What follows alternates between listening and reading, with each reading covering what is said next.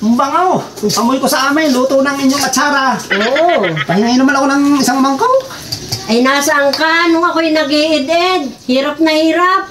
Aba naman, inay, kung hindi ko nakita yan sa gubat at dinala dito yung papayang wala ka yung mga atsara. Sabagay, may punto ka. Oo, ay sapahingi ako. Oo, ikaw na ang kumuha. Napakasarap niya kung may sinaing na isda.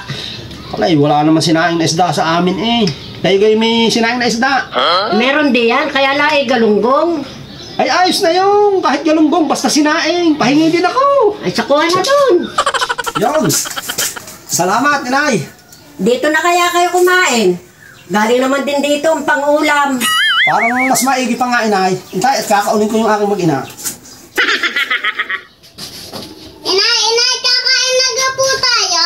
Aba, ay bakit na itong mag-anak na ito? Aba, ito sabi ninyo eh, dito na kami kumain. Nasaan yung ibinigay ko sa inyong atsara at sinaing na galunggong? Pambukas namin, inay yun. Dali na kaya ninyo dito ang inyong mga damit. Bakit naman, inay? Ay di dito na kayo tumira.